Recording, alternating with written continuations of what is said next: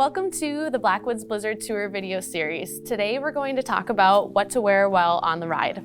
Starting out is the base layer. The most important thing is you want to make sure you do not have cotton. You want to be out there in a wool or performance blend.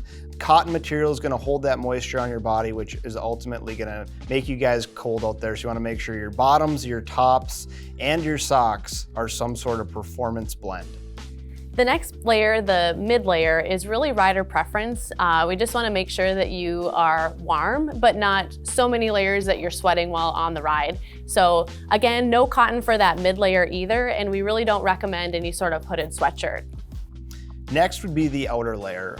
One of the most important layers, you want to make sure you have gear that is designed for snowmobiling. So your jacket and pants, you want a material that is going to be wind resistant and hold heat in. The same with your boots. There's a wide variety of boots out there. You want to make sure you have boots that are going to keep your feet warm throughout the entire ride. And then lastly, you want to make sure you have performance socks. We already touched on the base layer, but making sure you have socks that don't have cotton. You want a performance-based sock. And I think one more thing to add on that too would be if you are uncertain if your feet are going to be warm enough, just pack some toe warmers.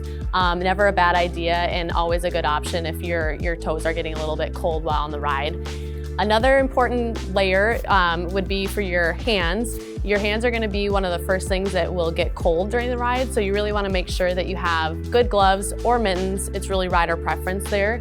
509 makes an awesome product of heated gloves. That's something that I've personally used because my hands are usually cold, so that's great. And again, if you're not sure if your hands are gonna be warm enough, pack an extra set of hand warmers. It's something you can add anywhere on the trail if your hands start to get cold, so a great option. Baklavas, also really important.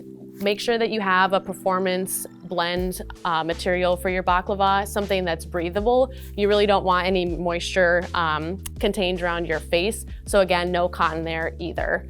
And we do recommend that you bring 2 sets of gloves and 2 sets of baklavas with you on the ride during the day. So if you need to switch at any point, specifically at lunch, a great idea. That'll make you more comfortable as you finish out your day. For helmets, it all comes down to rider preference, whether you're out there with a shield or more of a motocross style with goggles. For shields, make sure you have the heated shields. There's nothing worse than getting out on there 3 minutes into the ride and all of a sudden your shield's fogging up. So make sure to have extra cords or battery packs to make sure your helmet shield is going to be able to be warmed all day, which will prevent fogging. If you're going to be for more of a motocross style and using goggles, fogging is not going to be as much of an issue for you, but make sure your entire face is covered.